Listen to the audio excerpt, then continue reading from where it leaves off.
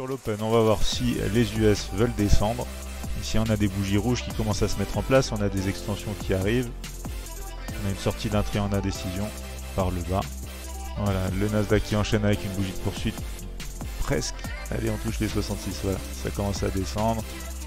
Le S&P ici il casse son seuil des 3904. Il y a de quoi se diriger normalement selon les Renko ici hein, sur les 3900. Voilà, c'est bon pour moi. Ici. Voilà, 33 et 37 points à la baisse. Sur le seuil des 50. Là je suis sorti sur la zone support qu'on a identifié ensemble, les 250 ici. Après de l'autre côté là où c'était vraiment clair, c'était vraiment aussi cette zone hein, des 250. Support, résistance. Alors ici, résistance dans le passé, un petit peu là, ensuite un petit peu support. Ensuite ici, on a joué un petit peu résistance, on est repassé au-dessus ici. Puis là vraiment support, support, support. Et ici ça a fait support ici. Là, typiquement c'était sur cassure, mais par exemple vous voyez là, pile sur les 14 000. Là c'est le gros dilemme, tu peux te dire. C'est un support, c'est un niveau psychologique. Est-ce que je suis prêt à me confronter à ça ou pas? Bah là aujourd'hui ça a fonctionné. Donc c'est toujours un petit peu le délire. Là par exemple, du coup j'ai fait 19 points de baisse, donc je peux me dire tiens mon stop, je vais le baisser de 19 points aussi, pardon. Même 17 et quelques juste au-dessus. Là je risque plus rien, ma target elle est très très proche. Est-ce que je peux même me dire bon, je suis très proche de ma target, est-ce que j'ai vraiment envie d'assumer pour le peu de distance qu'il y a un mouvement contraire à moi qui pourrait quand même m'énerver entre guillemets, tu vois, puisque voilà les émotions sont toujours là. Donc ce qui est possible de faire après, c'est de se dire bon, est-ce que je vais pas rapprocher de certains Renko, d'un certain nombre de Renko, et me dire bon maintenant quoi qu'il arrive, soit je sors quasiment, alors c'est un peu moins de 19 points pour le coup, ça serait quoi 14 points, soit de toute façon ma target elle est touchée, et si ma deuxième target elle est touchée, c'est carrément 34 points. Ça c'est des choses qui sont totalement possibles, qui vous permettent aussi émotionnellement d'être plus tranquille on va dire. Et de laisser quand même l'opportunité au marché de s'accomplir entre guillemets, tu vois. Là on a une petite mèche, on va voir si celle-ci elle peut clôturer, parce que avant la clôture de cette bougie, je serais déjà sorti aussi. Voilà, paf, sorti. Donc là c'est du 19 et du 34 points je crois. Ce matin je suis à 50 points de gain. 50 points, bravo, bravo les gars. à toi. Félicitations. Les gars, moi à peine une minute, mais j'ai quand même des gains. de marché les gars. Bravo les mecs, bravo, ça fait plaisir. Ouais, bravo à tout le putain. monde. Phil, tu disais Allez. quelque chose, je crois, je t'ai pas entendu. C'est moi à peine 10, mais ça a quand même fait plaisir. Ah bah c'est, attends, putain, ouais. Tu Mais commences peu avec importe, 10 hein. Peu importe les gains les gars, c'est magique, c'est magique. Alors j'ai envie qu'on tire une petite leçon là par rapport jusqu'à présent, jusqu'à présent dans cette séance. La leçon c'est quoi? C'est qu'on était dans un marché en range jusqu'à preuve du contraire. On a eu la cassure, on a eu une cassure tellement importante qu'on pouvait se dire logiquement, normalement on est sorti de la zone de range, la tendance démarre et on a bien vu ce qui s'est passé, on a beaucoup plus de chances de succès pour les traders de tendance bien sûr. Dans ce type de conditions, là tout le monde a attrapé des points à la baisse, donc parce que c'était un marché qui était beaucoup plus clair. Savoir dissocier vraiment et donner une certaine clarté au marché à l'aide d'outils systématiques, des Renko, etc. Ça permet aussi voilà, d'éviter des mauvaises positions, de pouvoir, voilà, j'ai pas regardé, mais pareil, là il y avait de la relance à prendre, de la baisse qui continue sur le DAX. Donc si vous êtes encore dedans, bravo à tous. Ça continue, ça continue, ça continue. Ouais, exact. Voilà, la petite leçon c'est ça, hein, c'est dissocier le range de la tendance, on met beaucoup plus de chances de succès, de taux de réussite de notre côté. Quand on fait ça. Il était clôturé à 86 points sur la dernière descente. Bravo. Bravo. Merci beaucoup. Allez, touche-le. Voilà, c'est bon. Allez, hop. Là c'est l'extension 61.8 qui est passé pas loin. On va voir si ça peut continuer.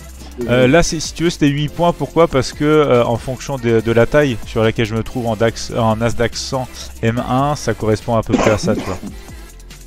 Parce que par exemple la semaine dernière les tailles étaient vachement plus grandes, donc ça aurait pas été 8 points, ça aurait été autre chose. Et c'est pour ça que dans la vidéo stop sur allez touche le voilà. Alors là ça fait un beau ratio, 35 points, ça c'est cool.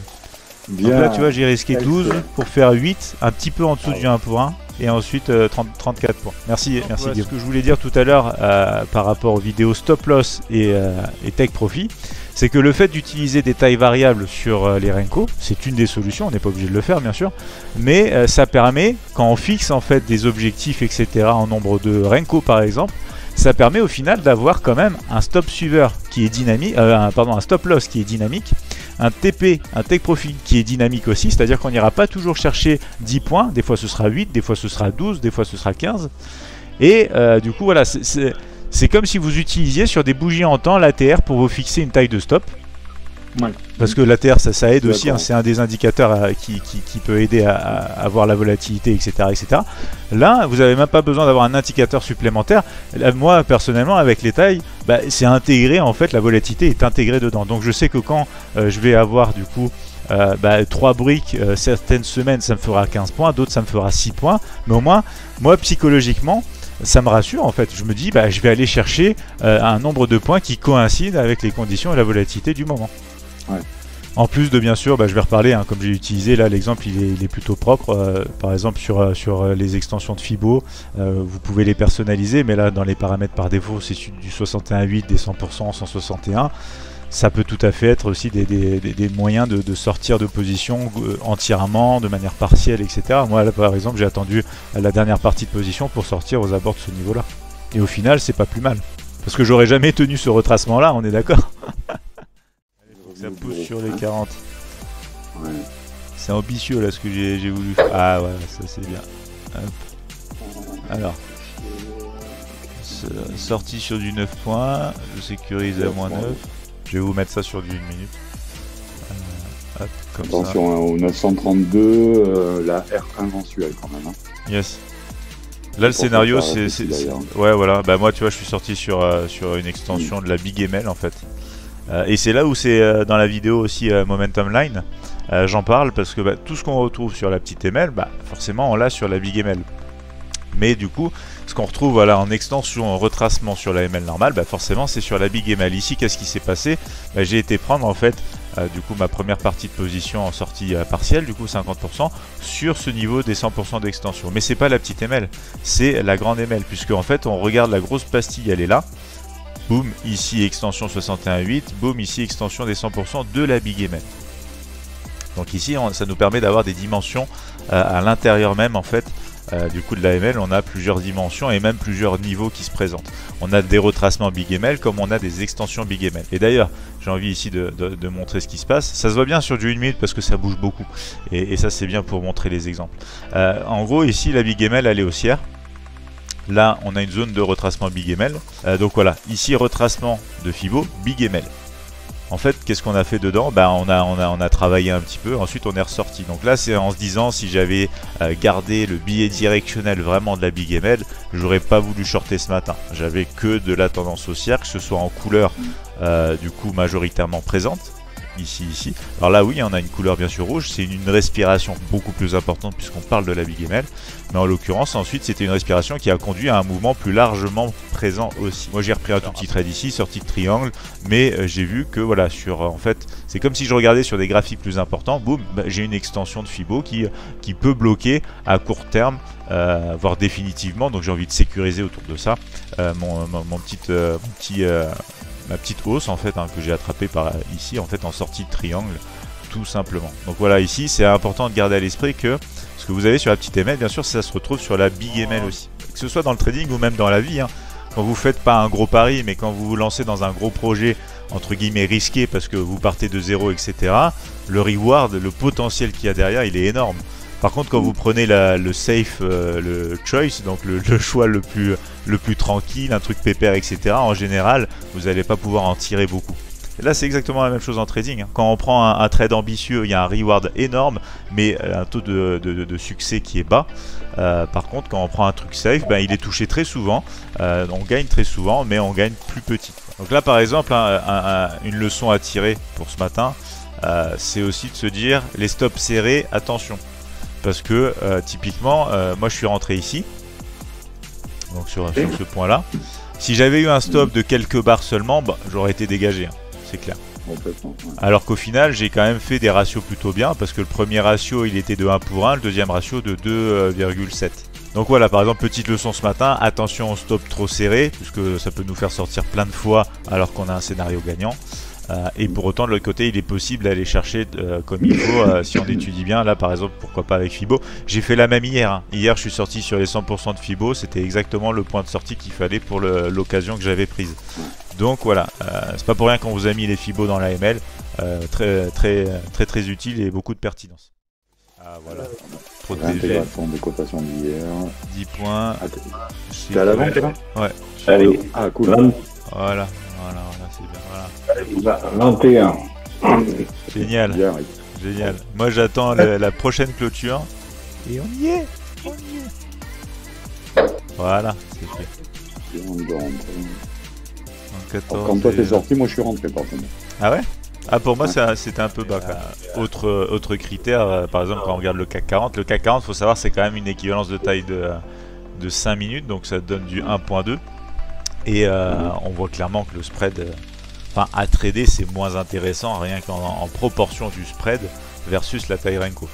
Du coup voilà, c'est un des autres critères. Le DAX, même en M1, le spread par rapport à la taille Renko ça passe encore.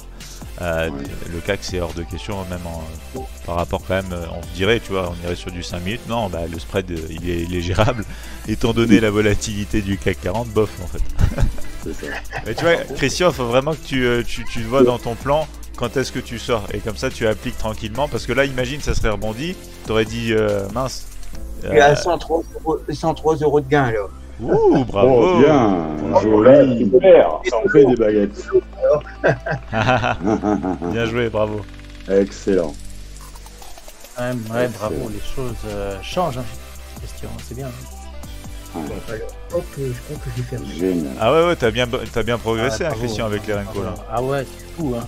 La progression là en 2 mois, elle est fulgurante. Bravo. Excellent. Ça fait plaisir à voir. Ah bah oui, ça fait vraiment plaisir.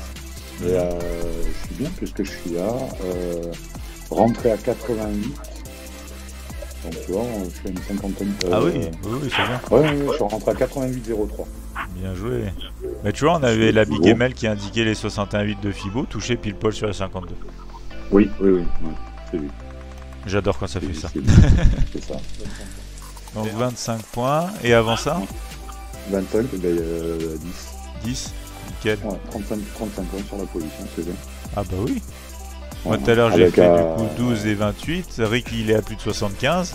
On a des beaux scores ce matin les gars. J'ai 88,4. 90. 88,4. Ah génial. Ah. Bravo.